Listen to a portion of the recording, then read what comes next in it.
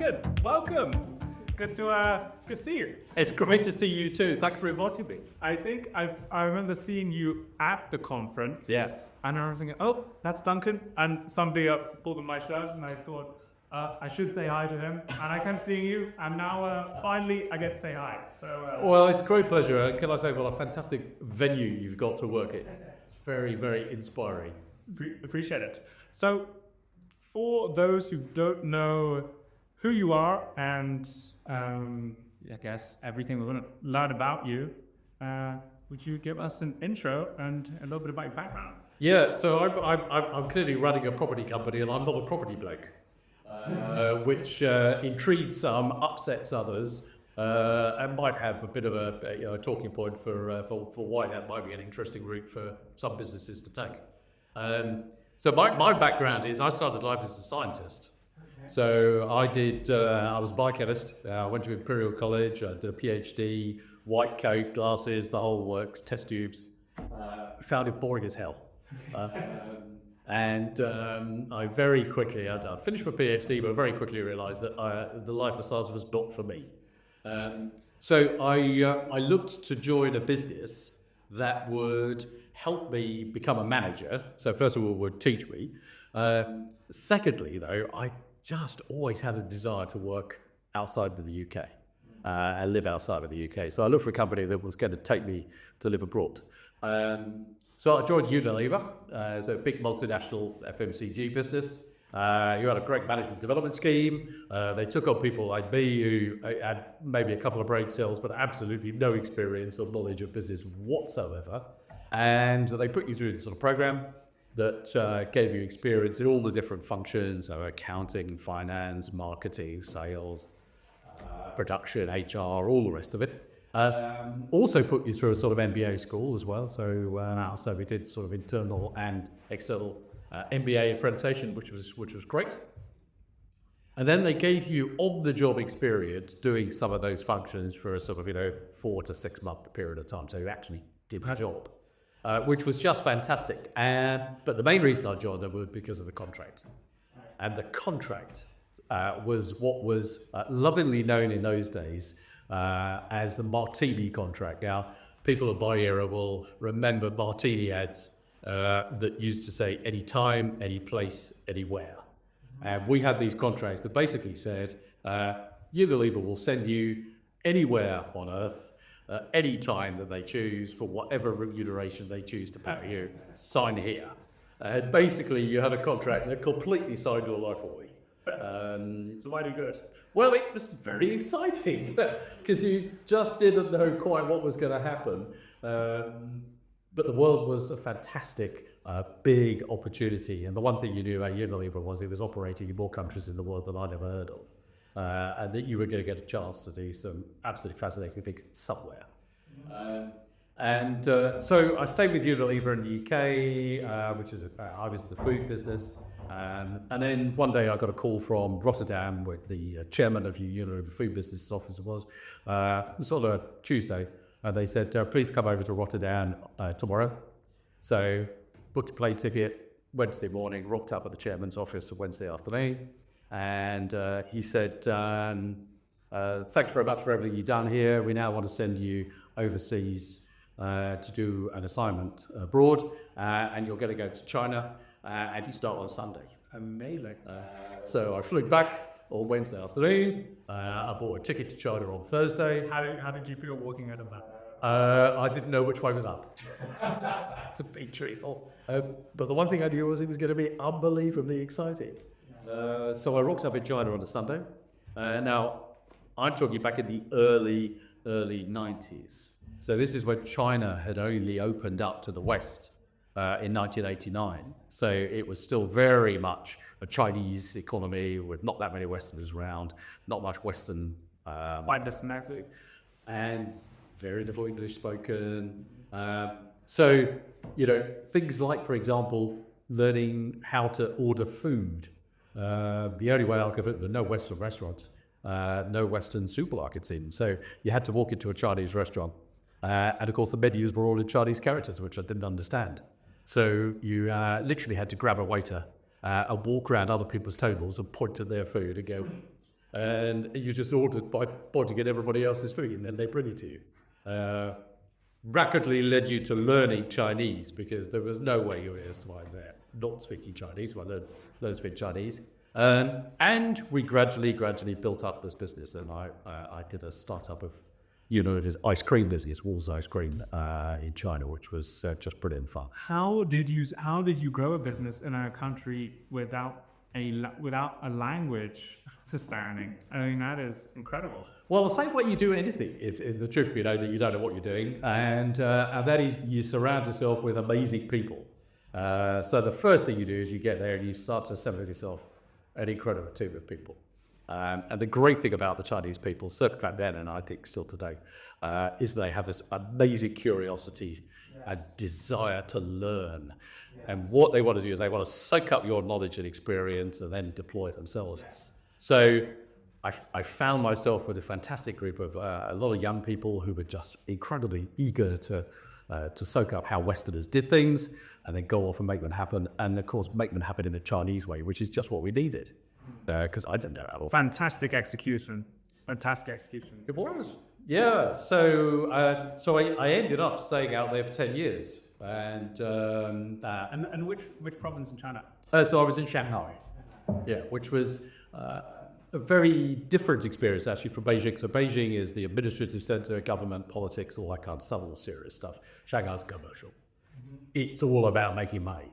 And I would say, as somebody that's lived in the world's largest communist country for 10 years, it is the most capitalist place I've ever lived. There is absolutely no doubt that whole culture is all around entrepreneurialism and to make money. As they are very good at this. That's great. So with that experience, then it was kind of time to go back home. And working in China back in those days was a little bit like living in the Wild West, or the Wild East. But it was very entrepreneurial. It was not conventional corporates. The normal rules didn't apply. And how did your daily life and attitude change, going from, I suppose, a more structured, we're living in Europe before? Yes, yeah, it was. To this, start up this new division over in this entrepreneurial environment. Well, honestly, the first thing is humility.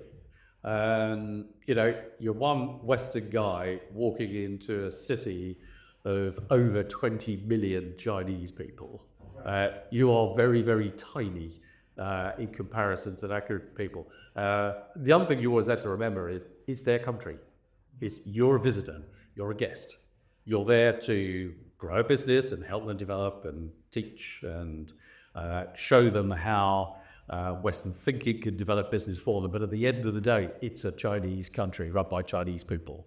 Do you think that not knowing certain standards and not knowing general practice and what was normal, what's to your advantage? I've heard about stories of entrepreneurs who come to Asia and, people were paying a certain price per product, people were paying a supplier a certain price, and they said, well, why? So that's just what we pay. They said, well, I don't know those metrics. Can we do it like X? And not knowing the standard sometimes can lead to advantages. Did you? Oh, for sure. I mean, just that process of just asking why 7 times. When somebody says, well, it needs to be like why? Well, because of that, why? And then just getting to the bottom of it. So, if you've ever tried to bargain in China, buying antiques or clothes at the store, you'll pretty much find out that your initial price will be about 300 times what you end up actually paying for it. And therefore, the first answer is never the right one. The second thing you'll find, and this is not just in China, it happens everywhere, that people will tell you that they have the sole responsibility for decision taking for this particular thing we want to buy, and then you find they don't at all. Yeah. And so it takes time to get to know how decisions are taken and who's responsible.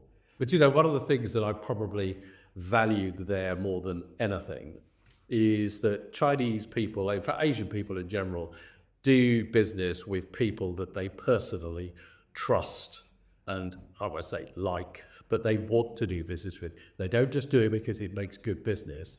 Business there is personal. And you have to invest in time. Time to get to know people, time to be able to understand what it is they need out of a relationship and out of a business arrangement. And then only really when you've got to know each other and you're very comfortable with each other does that business get done. When it gets done, it's like that. It's incredibly quick, but it is very personal indeed. So you have to expend a lot of effort getting to know people. And to be honest, that's a great thing. Something I think sometimes we lose in the West. Interesting. Let's talk. So, actually, love to know what happened next. So you were in China for 10 years. Yeah. I mean, this was in the 90s. Yes, it was 90s, yeah. So, I mean, so entrepreneurial environment thrown in the deep end. We usually think of it in terms of when you're outside your comfort zone, that's when you're growing. Yeah, true. So, what happened next until today? Well, the next thing was after 10 years of, living in this very entrepreneurial, no rules or no apparent rules, all on personal relationship basis, not a lot of process, no governance, very little governance. I felt if I was going to develop a career that was actually going to last, then I needed to understand discipline, governance, process, all the things that you need in the West, but I didn't particularly like. But you know things are good for you. So I decided that I'd come back to the UK and that I would join a business that had unbelievably good process, really, really strong governance, audit, all the proper things you should have. So I joined a company called BAA. Now, back in the day when I joined BAA, everybody knew who BAA was because we were in the FTSE 25, huge companies. It doesn't exist. So it was the company. And was there an acquisition? Did it go down? It was an acquisition. So what happened was BAA was the company that ran all of the London-based airports. So it owned Heathrow, Gatwick, and Stansted Airport. There were some airports in Scotland, and it owned a bunch of them overseas as well. So I came into the business and I ran the overseas businesses. So I was running airports in Australia, America, in mainland Europe, in the Middle East, in Oman, for example. We bought Budapest Airport in Hungary, which is quite interesting. When you go out to buy an airport, quite an interesting experience. Dealing with it because you're clearly buying from a government. What does that negotiation feel like? I think when we finally signed the contract, we had to hire a special hall because we had over 50 lawyers representing all different interests in there that everybody had to sign something. So you could imagine the negotiations for trying to do that were complicated, to put it mildly. But we did it nonetheless. But I can ask you another question. Do you prefer buying or selling? I'm a salesman. Okay. So yeah, and these days I spend most of my life selling. I'm always sell. Some people are cutthroat buyers, and they're more comfortable in the buying position because they know that they go in like a laser when they're negotiating. And some people are more sellers. Yeah, you can probably tell by the amount I talk. I'm a salesperson. And then I went on to become the commercial director of BAA, which was basically running all retail. So, for those of you that know airports as a business, as opposed to just a place to travel out of, airports are basically shopping malls that have planes instead of cars going outside it. Most of the money is made through retail. Interesting. Okay. Car parking, that kind of stuff, you see the prices at airport car parking is not the cheapest in the world. And so what was interesting about that business was it's obviously highly technical, very, very high levels of governance. We're doing some of the most dangerous things happening, planes landing and taking off at Heathrow over 30 seconds. But the money is not made significantly by that. It's made by commercial activities. And is it like a 20/80 or is it like a 2/98? No, it's more of a 60/40. Okay. But one of the things that it makes quite a bit of money off on airport is property. So that was my first experience also running a property business. So I ran a company called BAA Lytton. They owned a lot of the commercial real estate around the airport, so things like the hangars, hotels, offices, so commercial real estate all around that other people use. Our big clients were the airlines, who obviously had all the technical facilities there, but also their offices and their lounges. So we owned the terminals, and then we rent the space out to airlines for their lounges too, which is good commercial space. So that was my first sort of experience in the property side. The businesses there are quite big. So the BAA's property business was about £2 billion of assets. So it's quite substantial. So I ran that until, you referred to it earlier, we had a takeover. And it was a hostile takeover, so it wasn't one that we had elicited. What time was this? No, part in the 80s. This was No, this is 2007, I think, if I remember rightly. okay. So we were bought by a construction company out of Spain in a hostile takeover. Now, some would say that I was on the losing side because the takeover went through and the company was sold. Others would say we were on the winning side because we got a fantastic price for the shareholders. So we got a really good premium for the shareholders. I stayed with the business for another year after the takeover. And the main reason I did that was we were opening Terminal 5 at Heathrow, which at that point was Europe's largest property development. If you've been through Terminal 5, which is British Airways terminal at Heathrow, it's extremely big. It's very tall for an airport terminal. I've got a lot of retail. We had a very large, sophisticated project team delivering that. Now, you know what happens in most infrastructure projects? They're usually Humpty Dump years late. Several times over budget. We delivered HS2 or rest of it. We delivered Terminal 5 on the exact time that it was supposed to open. Okay. And below budget. Incredible. Now, how do we deliver it on time? I'll tell you the secret. Please. When we started the project, we booked Her Majesty the Queen. So we went to Buckingham Palace, we said we're going to build this thing, and we'd like Her Majesty the Queen and Prince Philip to open this terminal, and we're going to open it on, I'll probably get the date wrong, March 3rd at 11 o'clock in the morning in 2008. It went in Buckingham Palace's diary. And everybody working on that project, be they running a shop or be they building the terminal, we said to them, that's when we're opening because the Queen's coming. I need to tell Linus. So that's how we keep everything. You're going to need to get... If you're going to be late and not deliver your bit and cause this whole process to be late, please tell the Queen directly because we're not going to break the news. Yeah. Whole thing happened bang on time. It was an amazing team of people that delivered that, and we delivered Europe's largest bit of infrastructure, bang on time and on budget. I wonder how many developers are taking notes right now. Please put the king. Please put the king. Trust me, it works. It's a great galvanizer. So after Terminal 5 opened, I then decided to be out. Can I ask on it? You know, of course, projects always run over budget, and but you do get some that somehow are able to maintain a level of rigor to stay within budget. What does it come down to? Partnership, Okay. honestly. Virtually all big infrastructure projects are governed by contracts in this similar way. And that is a supplier, a contractor is contracted to deliver something for a certain price at a certain time, and then there are a whole load of penalty clauses if they don't do it. Yep. Right. Now, when you think about that entire contract is loaded against the contractor.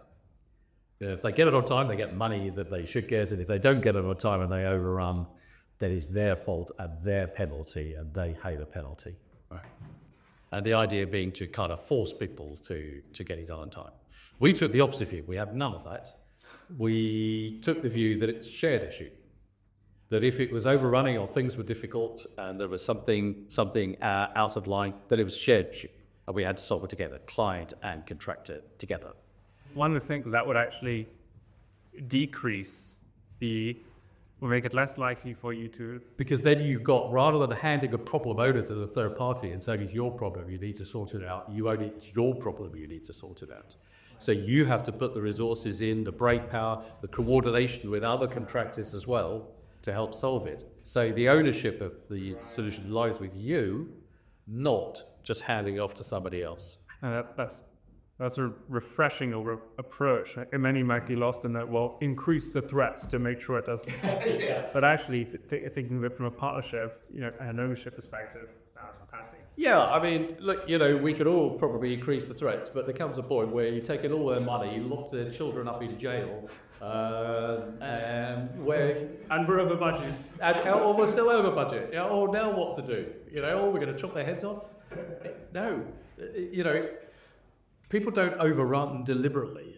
Nobody wants to overrun deliberately. So what you do is you work together as a partnership.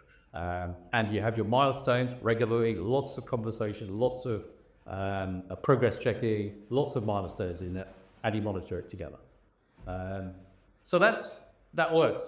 Now, the only thing I would say is that on the day anybody was there, it's a long while ago, so luckily most people have forgotten, the bank system didn't work or it broke down. And that wasn't our responsibility.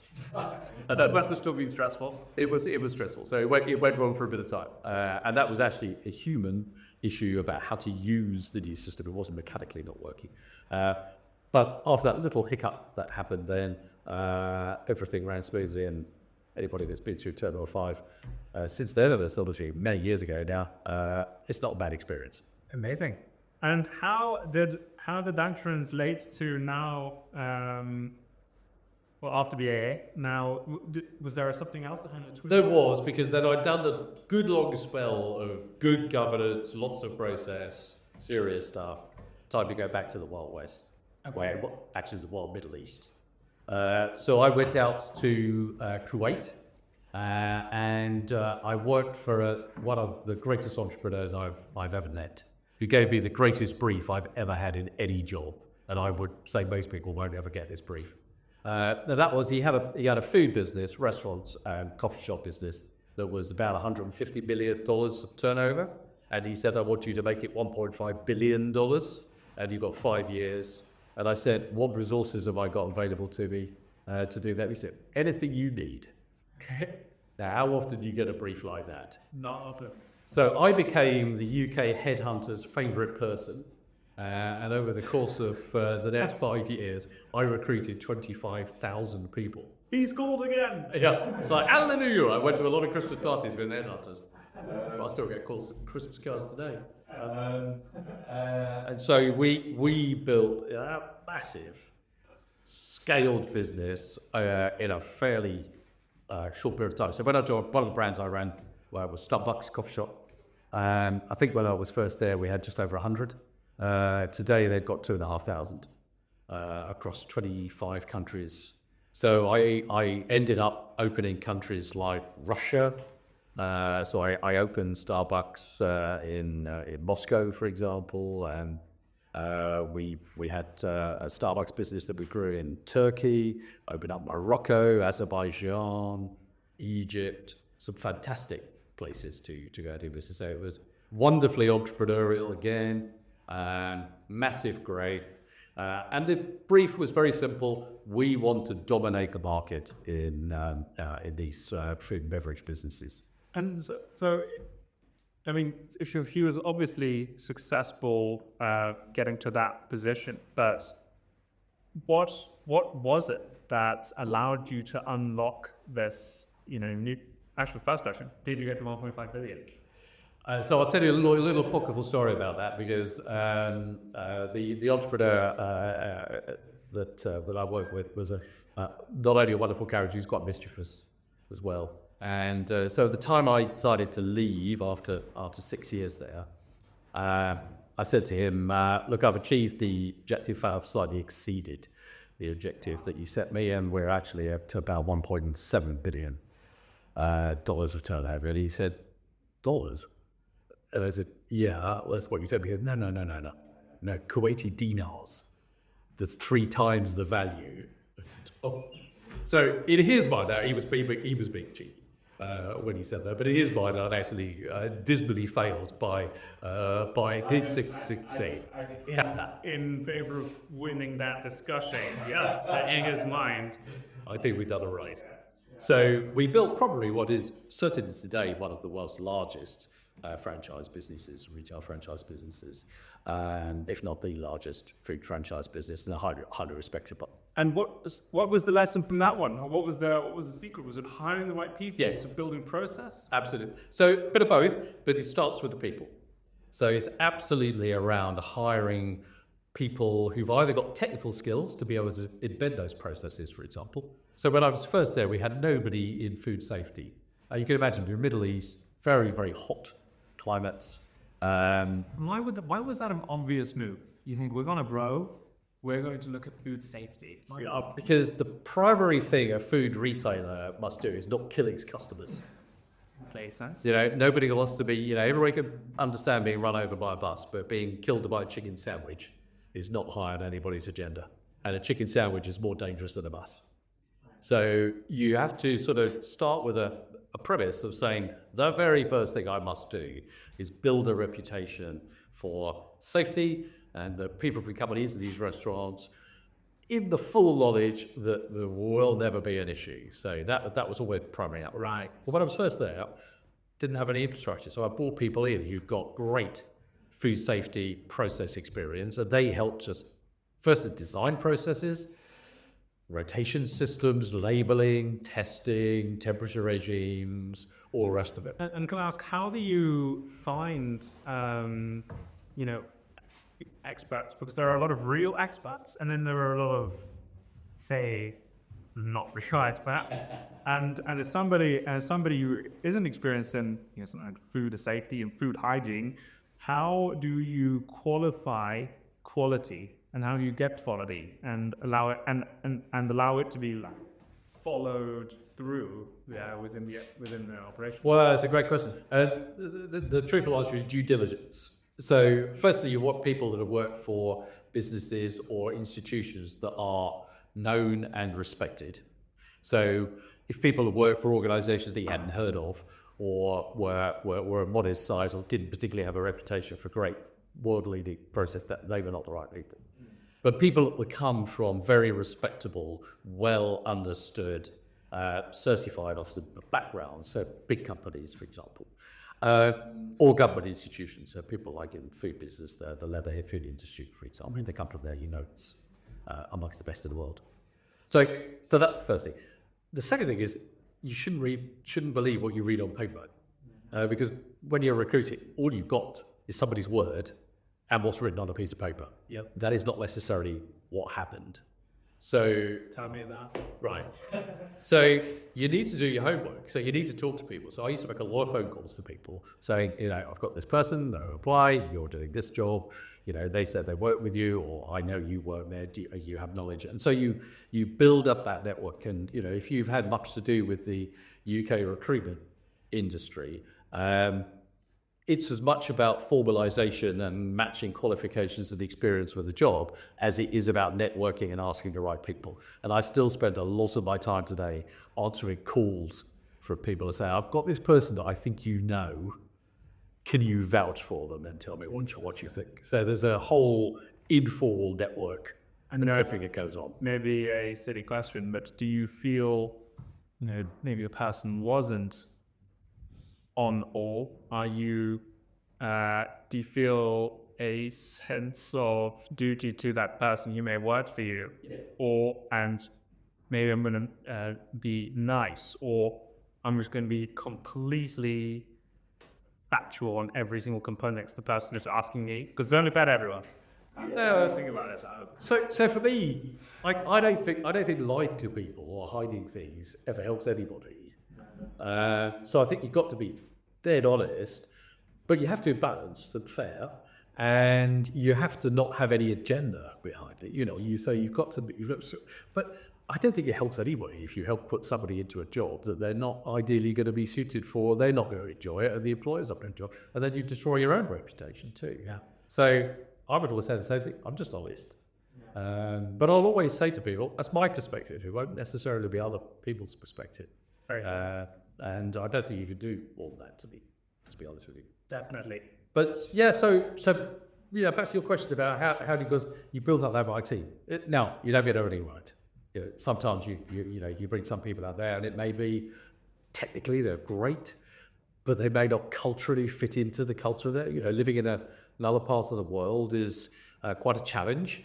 A lot of cultural adaptation. I lived in Kuwait. Kuwait is a dry country. And when you were franchising Starbucks and different. Yeah, we have Pizza Express, Starbucks, Shake as examples. So a whole lot of brands. And would you get different division leaders and yeah? Okay, this is for the question. How do you spot and develop leaders? Oh, could it be? There's an awful lot of qualities that make up a leader. And the same leaders or leaders don't necessarily have the same characteristics as each other. Right. And in certain positions, you need more of some than others. So at certain times, some leadership is really down to pure experience. Are you able to technically do what is required and teach other people how to do it and take them on with you? That technical knowledge, process knowledge, and so on, absolutely vital. In other areas, though, it's about developing people. It's about developing talent, or it's about pulling teams together. In some environments, it's around managing stakeholders. So can you garner support from various different interested parties so that you could get your particular project underway and delivered? Because all those stakeholders may have different requirements. But chances are they do. A very high chance that they do. And, if you're going to get a project off the ground, you've got to manage all of them. So, I manage some brands. I remember going over to the United States when we first identified the Shake Shack, which is the burger business, would be a great brand to have. Now, at that time, Shake Shack had been founded by an entrepreneur, restaurateur in New York, who was famed for fine dining. So he ran Michelin-star restaurant, very, very high, not burger joints. And he come up with this burger concept for charity. So he was asked by the mayor of New York to support a bit of charitable work. And he came up with, he said, I think I'm going to make it, reinvent America's burger business. I'm going to make a really good burger. So he put up literally a shed in Gramercy Park. And, Union Square, I think it was. And had his burger business, which did unbelievably well. And he had people queued for 2 to 3 hours. And I went there once in January, people queuing for 3 hours in January, New York, which is not a pleasant experience, just to get a burger. Ah. So I went to meet him and to say, we'd love to take the franchise for this business, but he had 2 outlets only. And we'd like to take it out into the Middle East. He thought this was bonkers. And he said, well, how many do you think you want to build? And I said, 250. And he goes, what? His idea of a speedy opening was probably 1 every 5 years. Ours was more like 1 every 5 minutes. Right. So you have to manage his expectation of quality, because in his world, and he was absolutely right, every one we opened was a reflection of the quality of what he did. And it was his personal reputation. And what he couldn't do was to hand his business over to somebody that was going to be a cowboy and not do things properly, who might have got speed but didn't get quality and ruined his reputation. So managing those stakeholders is quite complicated. And I can only imagine the operation game you're playing when it comes to these kinds of businesses. I mean, the margin is not huge on each transaction. If I'm not mistaken. No. And the customers though. Right. These things are run like militaries from a lot of times. So absolutely right. So what was that like going from I think probably Unisu experience and looking at those the food in Unisu, that probably showed you, okay, this is what scaling it looks like, or was it a lot of, once again, going out of your comfort zone? What do you think? Well, it was completely out of my comfort zone in the sense that, setting up a restaurant business in Azerbaijan isn't something that most people do every day. And so you've got a lot of things that you need to take in mind. I mean, just cultural differences. There were some cultures, I won't name them, just to make sure I don't upset anybody. But there are some cultures where yes means no.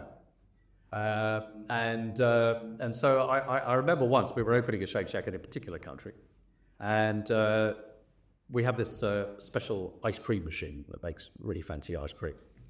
And this country had never had this type of machine before, so we imported one into the country. And I asked the guy who was doing the opening, have we got spares for this? And he said, yeah. I said, great. Who got them? And he said, well, this contractor's local engineer has taken them on, and he says he's got them. And he's available on a 24-hour call-out. So if we call him out, he's out straight away 24 hours. I said, terrific. Have you got his number? Yeah, I've got his number. I said, have you ever rung it? He said, no, because I haven't had a need to ring it. Nothing's gone wrong. I said, well, let's ring it. It is a dry cleaner. There was no person on the end of the phone at all. The whole thing was a complete fabrication. And one of the things that I learned in that culture was when somebody said, yes, they got it, the answer was they didn't know. Or actually, no, they didn't. Now, after a while, you get to learn those things, and therefore you say, if you're holding spare parts, I'd like to see them so that I can actually lay my eyes on them until I know they exist. Right. Just remind them. Even leading the group, do you believe it's crucial to be able to quickly go down to every level? Do you think? You don't need to do it yourself, but you need to help people understand the questions to ask, the processes to go through, and check that they've done it as well. Because, the last thing you want to happen is something that you would be aware of yourself that might be an issue that you haven't given other people the opportunity to put right. Because, maybe many leaders will say you really want to think big, and many leaders will say no job is too small. I think there's a little bit of tension in those two. Oh yeah, there is. In those two ideas. Are they both right? Is there nuance? Is this where spirit? So it's a really interesting one. So at this business at Al Shire that I was at, we had a little catchphrase that we used for everybody in the company, which was think big, act small. And what it means is have a very clear, expansive vision. And one of the things that I loved about Mohammed Al Shire, who was the entrepreneur founder of that, he didn't understand the word no. It just didn't exist in his dictionary. There was a solution for literally everything. So there was nothing easy work. But that thinking big part needed to be delivered through acting in a very detailed, planned way. Because again, go back to the point we were talking about food before, you can't take any risks on people's health. And if you're not checking the temperatures of food and the way it's stored and the sell-by dates and the rotation of products and so on, you will have a food safety incident and people will suffer. And that's never going to be a good thing. So yeah, you have to be able to do both as trees. Understood. Okay, and we'll keep going. So there's a few more to go. Yeah, no, it's fascinating. So this would be after 2007. This was now. Yeah. So this was coming back to. So I came back to the UK. So it was 2008. I went out to Middle East, and I came back in 2015. Okay. And I'd always set myself a personal goal of whenever I took on a job, and a bit when I did my PhD too, I always set myself a task of doing something that I wasn't sure I could do, that would sort of stretch me a bit to be learning. And every job decision that I took, I kept one foot in something familiar that I knew, and one foot in something brand new and unfamiliar that I would learn from. So every while was kind of, half of it was I could do that, so the other half was I had no idea if I could do this. Right. So I'd said to myself, right, the next job is you become a CEO of a FTSE listed business. Now, I knew I could run food businesses or hospitality businesses because I've been doing that, but I had absolutely no idea if I could run a FTSE business as a CEO. So that was my challenge. So I came back to the UK as the CEO of Punch Taverns, the pub company. I'd never run a pub in my life. That's a FTSE 250 company? That was FTSE 250 company, and it was in big trouble. So the previous job, the Al Shah job, was very much a business growth. So start with a small base and grow massively. Punch was a big business. It was the UK's second largest pub company, and it was in all sorts of difficulty. So it is transformation. And if I may ask, how did you know it was in difficult, or I was up to have a crack at it? Yeah, because basically I asked the question, which I never quite got a straight answer to until after I joined. Why do you want me to do it? The truthful answer is because there's no other idiot that would take it on. And so I was probably the only idiot as it tell that would take it on, because it was in some difficulty. But you know what? It was a fantastic group of people, absolutely amazing management team, group of people, and all we needed was really a new focus area, a new strategy, new approach to some of the things that we were doing, and we turned that business around quite quickly. I heard an interesting story of an executive. I don't know if they're going to be listening to this one. Behind me, so I won't mention who they are, but I had a story about them, and they had to turn around an old oil company. When the old oil company was bleeding money every single month, and it was sort of on the face of, at the precipice of demise. And they asked the guy how. Yeah, he actually turned it around to break even, profitable, and actually looking really promising. And he was asked, how did you do that? He said, "One like discipline." Well, I suppose that is one approach, and sometimes it's needed. If the truth be known. So, I know not every distressed business is the same, so I'd love to learn, Yeah, you're right, but there is a bit of that. So, look, I think the first thing is very easy in business, particularly transformation businesses, ones that need a lot of attention, to get overwhelmed by all of the things that need to be done, because inevitably there's a heap of. The truth is, amongst that heap of things that needs to be done, there's 2 or 3 that are absolutely critical, and then there's some others that can follow in time. And as long as you work out what are the 2 or 3 things that got to be done, and you must focus everybody on, and then you start to rally people that you focus on those things, then you start to get a whole organisation pointing in the same direction. And in the case of Punch Taverns, we had to reduce our debt. When I joined it was 83% levered. Hi. So that was an enormous amount at a time where the cost of debt is way higher than it is today, where people are screaming in the mountain. It's about 5%, right? What would it have been in 2015? I thought it would have been quite low. No, just because it was historic lows. Okay. And it was quite high. So we were paying a lot of money in debt. So basically all the cash generated was going into pay off debt. So we had to restructure the business. So, in a nutshell, we sold nearly all of our businesses in London, for example, because at that time, real estate prices were particularly good. A lot of it was being used for alternative use, so they were getting turned into other businesses or residential offices and so on and so forth. But we were getting 25, 26 times multiples for selling individual parts, which was fantastically valuable. So we sold those off, and we used the money to pay off debt. We sold some subsidiaries. We used that to pay off debt. And when the debt came down, of course, then the cost of servicing that debt reduced. That gave you money to reinvest in the rest of the estate. We started to improve the quality of the rest of the estate. That drove the earnings up, etc., etc., etc. And then about 2.5 years in, the obvious solution there was having a business that was really improving a lot, was to go out and look for somebody to take it private, take it off the stock market, which we did. And we got an 80% premium for our shareholders, which, to be honest, 2 years beforehand, they thought they were going to lose their shirts. Right. So it went really well. And today the business is in rude health. It was taken over by, half of it was taken over by Heineken. He'd done a great job with running a pub that they've had, and the other half was taken over by a private equity company who did an absolutely outstanding job in investing in it and running it, and as I say, today it's in great health. Great. And so I mean, that became I became almost a financial, not thinking about, really thinking about team and thinking about sales, or to really just come down to, we actually need to look at this so that the numbers make sense and work from there? So a bit of each. So as I said, there's like 2 or 3 burning priorities. But the primary thing is, well, in the pub business, you make your money and your earnings through the pub landlords, the individual people that run individual pubs.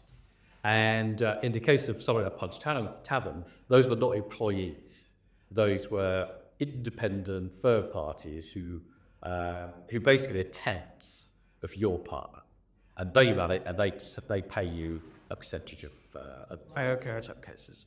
Okay. So the job was to help them grow their businesses, to provide them with resources and the ability to be able to make their business better and better.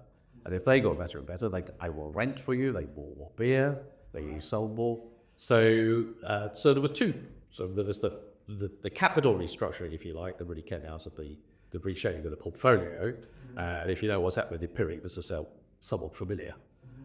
So selling off parts of the portfolio, reinvesting the money in the quality of the estate. Then the second thing is driving up the earnings through focus on customers and driving up that customer proposition so that you earn more and more and more.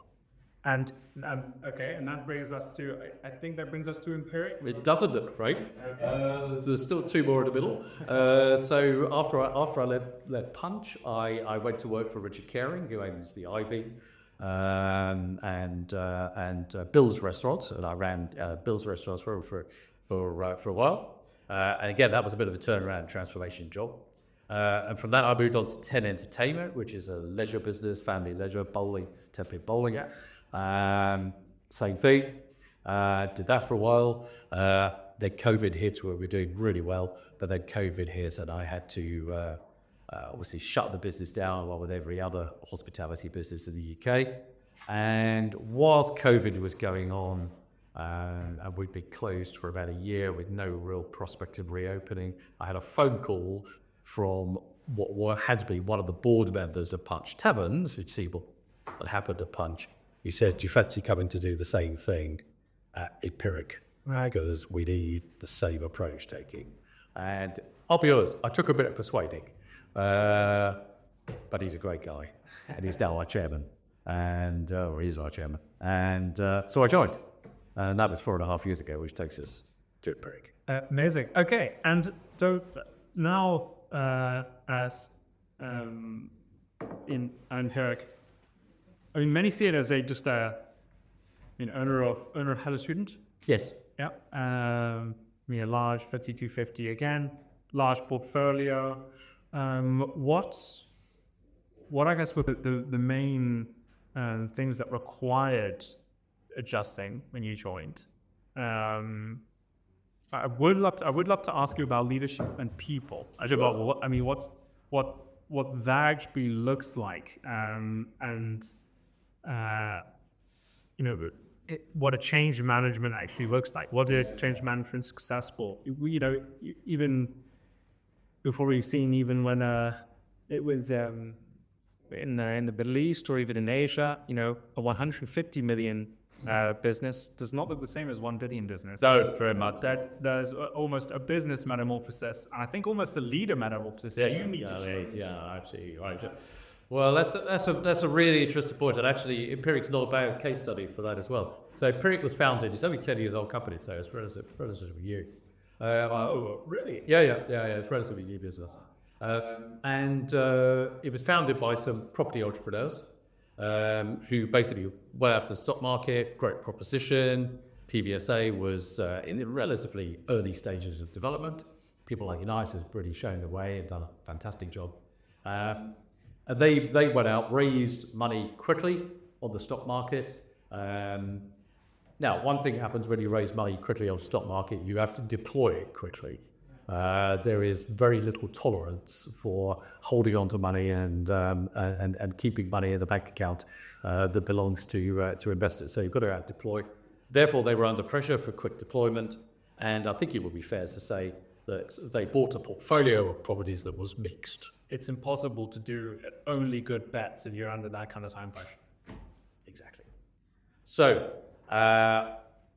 the type of people and the skill base that they have to set up a business like that and acquire the property is not necessarily the same skill base and experience you need to optimize the business and run it afterwards, because it switches from being a real estate acquisition or development and acquisition phase into an operation, an optimization, and an earnings-driven focus rather than necessarily a NAV growth focus. Yeah, and they're two different things. Now, there probably are people out there who explain both and can do both. I'm not trying to say there aren't, but the majority of people are good at either one or the other. And so the founders moved on for the business, and then it moved into the phase of saying, right, now we need to optimize this portfolio and run it properly. So somebody like me was brought in because that's what I'd done before. So was I a student accommodation person? Nope. Never run student accommodation. Ow. Was I a property person? Yeah, I've done a bit. So I've done a bit in BAA, done a bit in the Middle East or whatever. Well, I'm not a pure property person. So that skill base, go back to your point about teams and leadership, you absolutely have to make sure you've got in there that skill base. So the first thing that happened when I joined the company is we recruited a fantastic CIO, property specialist, to come in and look after the property portfolio. First phase of the job, sell. Chief Investment Officer. But it should have been really called a CDO because he was a Chief Divestment Officer. Because the first iteration of our portfolio manager was all around divestment. And it was about looking at this portfolio. We had 93 buildings, some of which were great, some of which were average, some of which we won't talk about. And we had to then look at what was the right route for management of each of those, and obviously selling off property was part of that. Okay. So that was the first phase of the business. Now that takes a different skill set from the founders. So that took different people. So we had some changes, brought some people in. The second thing we needed was, well, you're now focused on earnings. You've got all of these properties. You now need to build a brand. Because the best way to leverage a multi-asset business is to build a single brand, or you can build more than one brand, but not many. Build up its reputation, build up its quality, and then use the scale of that brand to benefit all of the properties in there. So the power of branding I learned through Unilever, massively powerful. Yeah. So next thing, invest in the brand, understand what the brand is, and then the third thing you need to do is have people who could deliver against the requirements of his brand and recognize that we had customers. And I'll be honest, when I first joined the company, I don't think the company really realized that it had customers. It had people that occupied our rooms. And it also had rent. It had rent. And, let's be honest, rent came from parents. Yeah. The customers, the people actually living in the buildings were the students. And would you believe that the whole thing was run by a third party? So we didn't even originally manage the properties or the revenue management ourselves. It was all outsourced. And that was very disconnected. Okay. So first job. Who develops the assets? Oh, a variety through around the country, different developers in different places. Okay. On a localized geographic basis. Okay. So first job, sort portfolio. Second job, build the capability and the infrastructure to manage the business yourself or build an operating platform. What does that mean? So, booking system. Build a website that's yours. Build a booking system that means you take your own bookings. We built a dynamic pricing model, which we didn't have before. So the original method of pricing when I first joined the company was, this building doesn't seem to be selling as fast as it should do. So what should we do? I will drop the price. So everything in pricing was downward. It started at a high level, and then it just went downward and downward and downward. We built a dynamic pricing. It does precisely the opposite. It starts at a base level, and it only goes up. So, I see. To have higher refill rates. Right. So so it just works exactly the same as EasyJet or Premier Inn. And to build this model, I brought in some fantastic consultants from Zebra. They were ex-Premier Inn, and they built the dynamic pricing model for Premier Inn, and I asked them to build exactly the same model for us, which they've done. And now, sort of before that model came in, the best like-for-like rent increase we'd had was, I think, 1.3%, something like that. The first year we got this in, we got a 5.5%.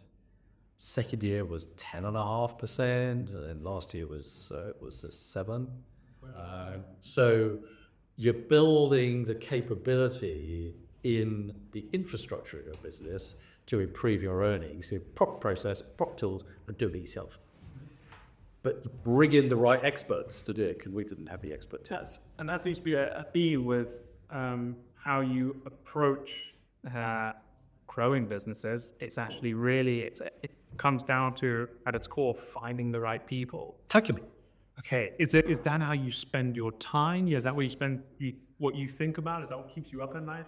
Yeah, I mean, every business I've run, as I mentioned, one foot in something familiar, one foot in something not so familiar. The familiar bit is always around people.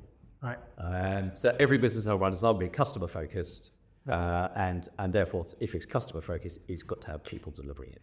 So I would be the world's worst tech business manager. Right. Because not for me. Well, you should obsess about your customers in tech business as well. I argue in every business.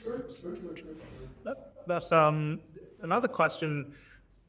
Has every business you've been part of, has it had a very different culture? Because you've led the business. Does it all get a piece of Duncan? What does that end up like? You can't, as chief executive, you can't stop it having a piece of Duncan. Because inevitably, ability you rubs off. Now, look, there's two sides of that coin. Some would say, great, that's just what we wanted, and others would go, oh my God, no, this is not for me. So as is always work. Well, so far so good. And I'm still employed after 45 years, so I guess it's mostly contract. But you inevitably bring your philosophy, and you bring your values. And in some cases, you bring the people that you work with as well. Just a small amount of them, but you inevitably bring some of that. And you try and help a business, and you try and make sure that you only join businesses that are going to benefit from that, right, or need it. Right. Because one thing I won't ever do is I won't ever go into a business that's in steady state, being run really well, and the requirement is just keep it going. Because I'd be hopeless at that business, because I can't help but interfere and try to change things, and it might not need that.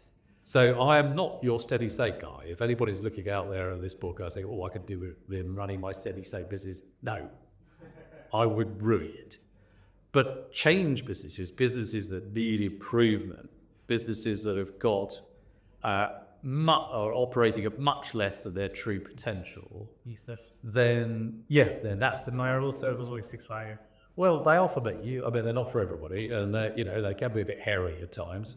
But as time goes on and you've done a few of them, then you've learned how to manage, and they generally speaking seem to go okay. And I think the industry has, it has really felt like that steady state. You don't really need to think too much about your customers, and the processes for employees are basically being the same. You rent land, and rent is good, and you can take debt, and you can take debt on 0.5%, and the margin will always pay back, and they're growing, fantastic. And if any he's even on a consumer level, well, I've got some extra money, what should I do with it? Invest in real estate, you can't go wrong. And all of a sudden, things changed, and things got a little bit tough. Yeah. The industry now has to think about sustainability. The industry, because margins are squeezed, they're making more data-driven decisions. It sounded like the sorts of things that Empiric was feeling this, but that came down to, rushed timelines on investments. But many investments that were great investments 5 years ago, and now are they still? So it has become more nuanced. What do you Bustle, do you agree with what I'm saying? Is there anything to add about the direction and where we are today? What do you make of the industry? Yeah, look, you're absolutely right. And this is when I first joined, and I've only been in the business 4.5 years. I was told it's an emerging subsector. Now, it's 20 years old, PBSA. It's not an emerging subsector. It really is. This is mainstream. This is as mainstream as anything is in real estate. So, those people who still think this is some interesting little sideline that goes on but in the real estate sector are fooling themselves. This is profit. This is as mainstream as hotels are. So you need to treat it in the same way. Now, it's not quite at the same level of evolution, but look at what happens in any type of real estate business. Over time, it will start to differentiate. And 20 years ago, everybody built big tower blocks with probably 1,000 beds in each one, with a nomination agreement with a university, and that was the model. It's very much Unite's core model, and it's very successful, and it's a business operated brilliantly. And there are other businesses that have copied or followed that similar pattern and so on. But over time, that matures out, like any business does, and then you start to get into differentiation. So we launched something a couple of years ago now that was the first, not just student, because when you look at the market in the UK, there's 3 million students. That's a lot of consumers. This is a big old market. 3 million consumers, and there was one product called PBSA. Now, we said, well, a third of those students are postgraduates. They're not undergraduates, these are postgraduates. And postgraduates, they're a bit older. They've already been through university, possibly somewhere else in the world, and they are probably at a stage of life that makes them feel more like youngish and first-time employees taking on a profession than they do being a student. So they're much more focused on work, on studying, on achieving the qualifications they set out. They might even be paid. Quite a lot of them get bursaries and so on, so they're paid. So they've got a bit more money. But what do they want? They want convenience, they want quality, they want quiet. That doesn't sound like a first-year fresher student to me. It does not. So, we came to the conclusion a couple of years ago, you can't treat all students as the same. So in terms of what you were describing just there, I believe differentiation will be inevitable, as it is in every market, that we will see products that become increasingly aimed at different niches of the market, different price points, different quality points. There's a differentiation, surely, between people that want to live on their own and people that want to live communally. There are students who like a studio because it's quiet and they're in their own space. There are ones who want to share with others. At the moment, most of them go live in HMOs. Well, increasingly, I think that market is going to become part of PBSA as well, because the quality of what we can do and the type of facilities and the way that we can simplify the life of students lends themselves to PBSA, but the sharing product isn't necessarily marketed that way. Well, I think it will be. So I can see a market that will not just be PBSA as a product. It will have something for undergraduates, something for freshers, something for second years, third years, fourth years, something for postgraduates. And in a market where students, they're differentiating between IQ, a Vita, a Unite, you guys, and as a student who's looking at where to stay, is it, getting a student to stay with Empiric, is it about the differentiation? Is it a marketing question? Marketing is exceedingly important. But you should never forget, the single most important tool you have in marketing is word of mouth. What one student who's staying with you or staying somewhere else says about where they're living and what they say to another student. Yeah. Now, we've developed this concept of clustering buildings together. So I was told what was a fact. In fact, I was told it was the Bible in PBSA, and that was, it is impossible to make the same margins in a 100-bed building, which is roughly what we have on average, compared to a 1,000-bed building, which is what the big tower blocks are. So I was told it was mathematically impossible to do that. I'm delighted to tell you that the naysayers were wrong, that you could make the same margins. And the way you do it is I describe it as a tower block is a vertical efficiency. So it has a whole of beds and built up in a vertical manner with a management team running the whole thing vertically. What we've done is we've built up what I describe as a horizontally efficient operation. And that is, no individual building is more than 100 beds, but we cluster a bunch of them together within a small area so that the management team can still service all of them by walking the turnaround rather than getting the elevator. So guess what? Last year, our margins were the same as the big guys who you've got the 1,000-bed blocks. So the naysayers have had a lesson. And I think all asset classes, the question now is profit margin, and then that's coming from operational efficiency. We haven't talked much about sustainability. No. A lot of real estate businesses are looking at sustainability seriously, even as a measure to, or by being more operationally efficient, you're looking at more valuable buildings. LP investors are now saying, well, it needs to have some kind of accreditation or an SFDR, CREM, GRESB, big GRESB. What kind of impact is that going to have on, is PBSA feeding that sustainability? Well, you've got to, we've got to remember that Greta Thunberg would be one of our customers. So this generation that we have right now occupying our buildings is that. So it even comes with the customer, right? So never mind the legislation, never mind the investors, never mind the national reputation.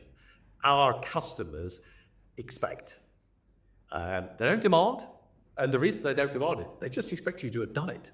So sustainability is something that, I think in the generation of customers that we've got, they take it for granted that you're doing it. And then, of course, the danger is if you're not doing it and you get found out, your reputation is destroyed. Right. And they will vote with their feet, for sure. So I think in our world, we're probably one of those businesses where sustainability isn't about governance. It isn't around the ESG. So, of course, it is part of the ESG agenda, but it isn't driven by that. What it's driven by is our customers' expectation. Interesting. And, woe betide anybody that says, I'm doing this for compliance reasons, that we are approaching sustainability from a point of view of it is a core part of our customer proposition. And even though when you ask them about sustainability, they don't list it as even in the top 10 things that they're interested in. If they know that you're not taking the appropriate, why not? Yeah, it would be like we asked the things you're interested in the office and then on having running water. They would say, what? Exactly. It's not the kind of thing you list out there because you just kind of expect it to be delivered. So we have an absolute customer responsibility. So yes, you're right. I mean, one of the things that differentiates Empiric against some other PBSAs is we don't tend to build from the ground up. So we tend to redevelop existing buildings. So we like to retrofit them? Yes. So if you look at the majority of if you look across our estate now, we've got 70-year-old buildings. We've got retired offices, churches, theatres, nightclubs, retail units, things that used to be something else in a previous life. But yet one of my favourite ones is we've got a beautiful old Victorian hospital in Bristol that was derelict for nearly 20 odd years. And a bit of an eyesore and not being used. And we've now redeveloped and turned it into the most beautiful. So we've restored it to its previous Victorian beauty. It's now beautifully kitted out inside it for student accommodation. Would you believe it's a Victorian hospital? It is BREEAM excellent, accredited. It's got living walls on the outside. It's got solar panels. It's got water recycling. So all the things that you'd expect. But the great thing about that is not only... I think that's all the things that you would expect, but that wouldn't... I mean, if students today if this is what they're expecting, I mean, that is... Well, I was just happy that I had power. Well, in my day... Fast internet, oh my God! Well, I have to say, I'm so old that in my day we had running water, but it was mostly down the walls. But I look now at what we're able to deliver. You don't have to pour new concrete, forge new steel to do these things. You can take an old friend and you can help bring it back to life and restore it. And I think that does several things.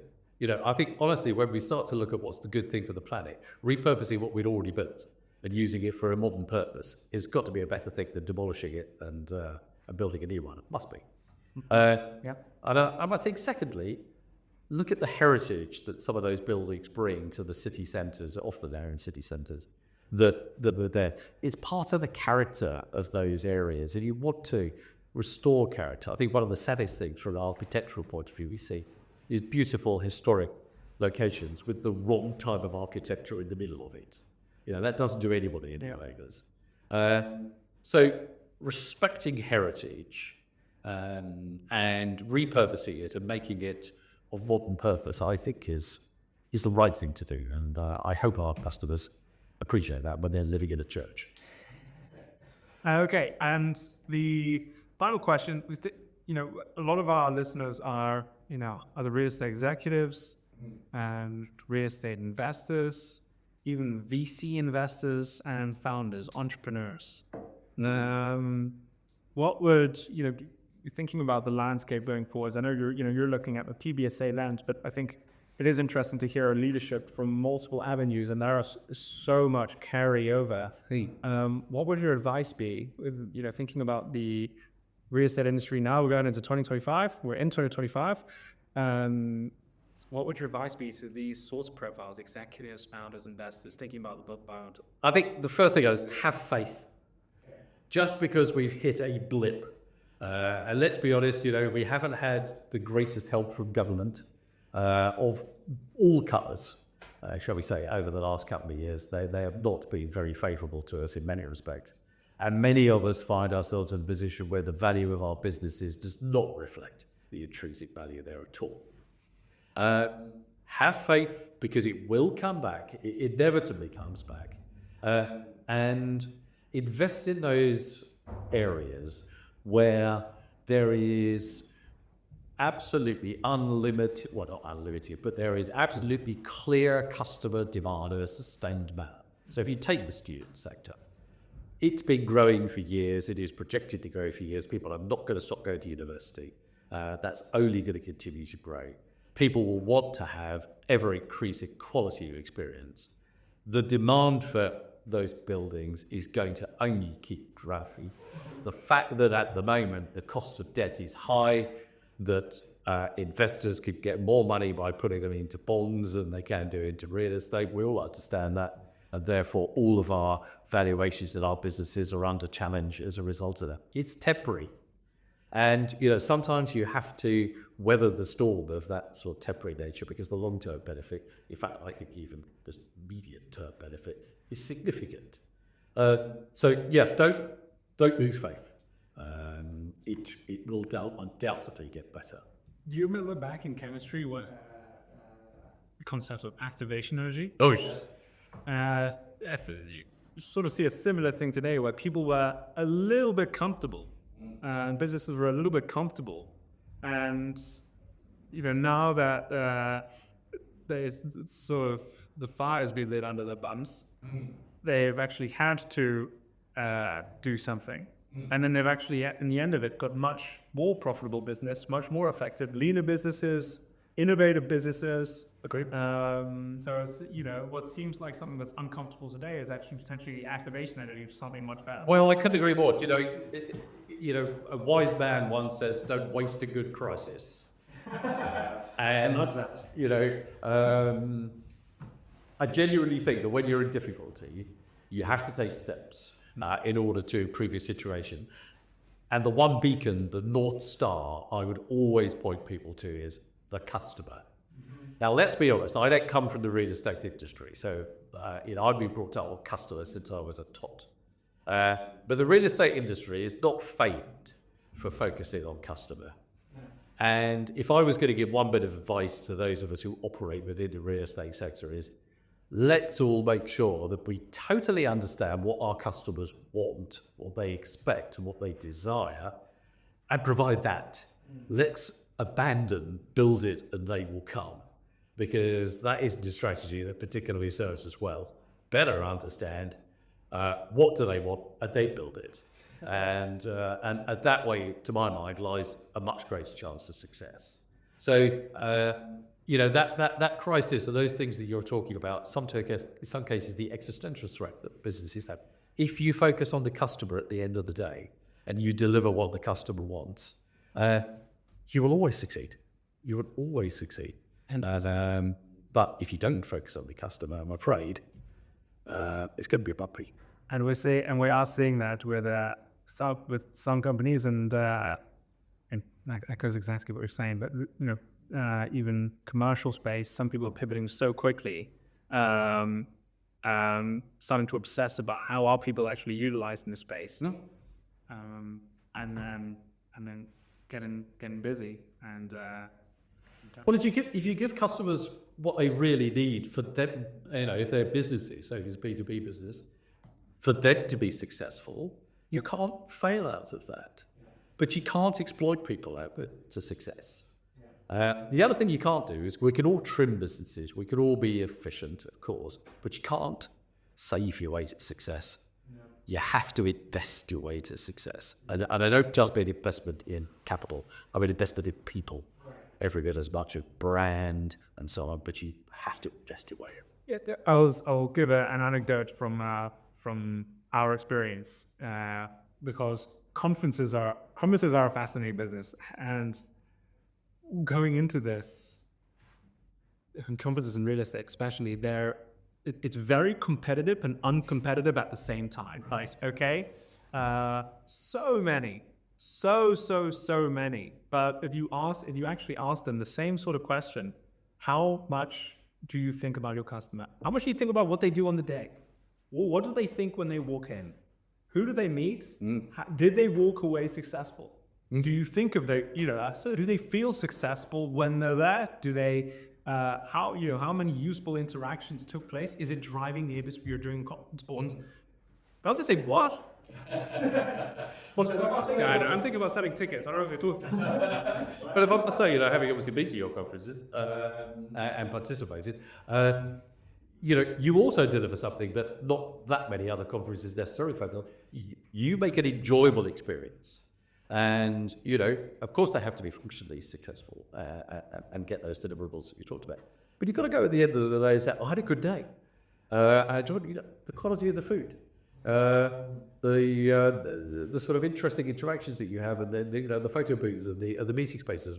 These things really make all the difference. And you go out of that and say, I've had a really good experience. Yeah, and people pay for good experiences. And it's interesting because if you start to obsess about customer experience in every avenue, and obsess about customer success, these sorts of things, they all work wonderfully together. Actually, the better that you feel on the day means you're going to interact with more people. Sure. If you feel good being there, and then when someone comes over, you're more approachable, and the actually amount of useful interactions that you have, all of them play together. So, and if you think word of mouth is useful in a business, in conferences, that is critical. It is critical. So it's so interesting how competitive, but I would say uncompetitive it was when we got into it. Well, the number of people you had attending your conference last night was phenomenal. So I think whatever it is you're doing it right. Well, Duncan, it was an absolute pleasure speaking with you, learning from you. And I can't wait to see you in September at the next one. Yeah, I shall look forward to it very much. Thanks a bunch. Thank you.